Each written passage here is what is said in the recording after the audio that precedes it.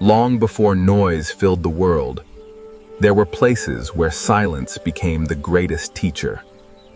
Among those mountains lived a wise teacher whose greatest lesson was not spoken by authority. Master, we should heal thee. Why do people suffer so deeply because of the world around them? Master, is it possible to live in this changing world without being carried away by joy, sorrow, praise, or blame?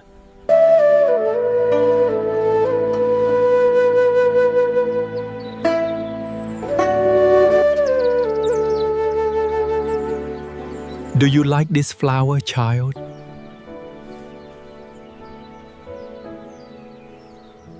Yes, Master, I like it very much. My child, tell me, what is it that makes you love that flower? Yes, Master. Time, Because I think this flower is truly beautiful. Is the flower truly beautiful? You my amateur? Or is it your own mind that has called it beautiful?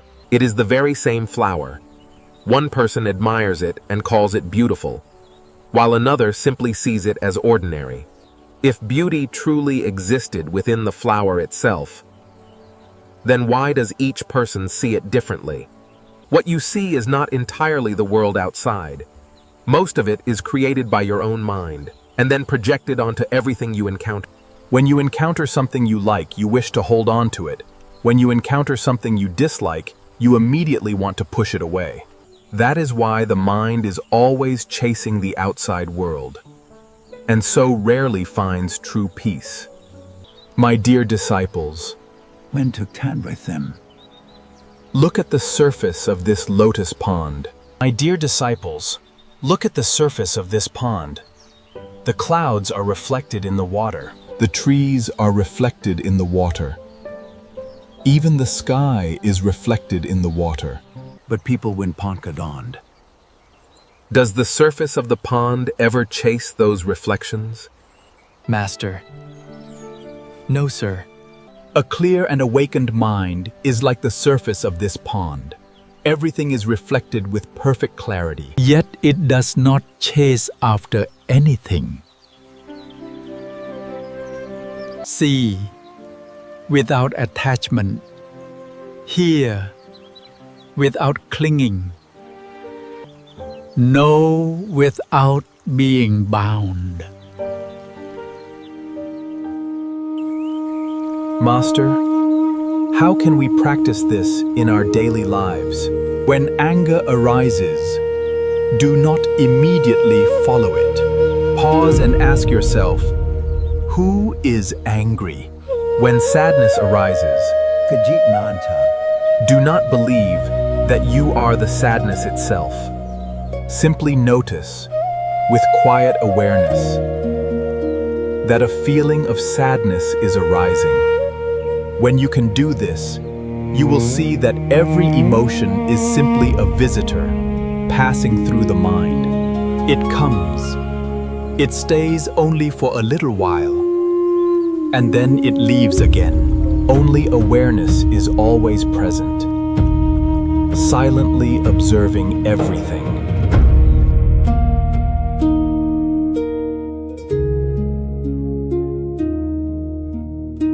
Master, today I finally understand.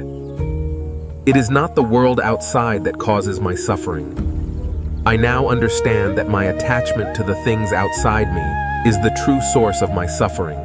When you clearly see that everything in this world arises from many conditions coming together and is constantly changing over time, You will no longer be deeply troubled by gain or loss, praise or blame, love or hatred.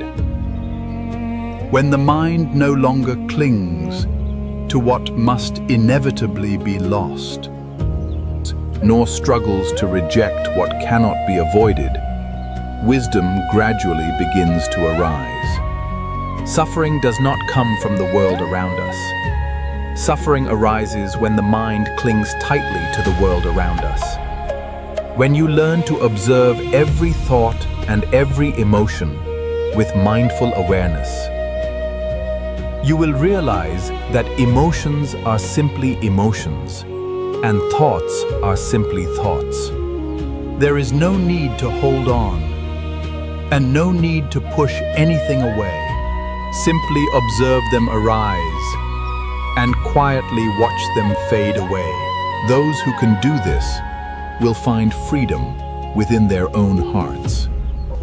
And from that freedom, true peace will naturally blossom.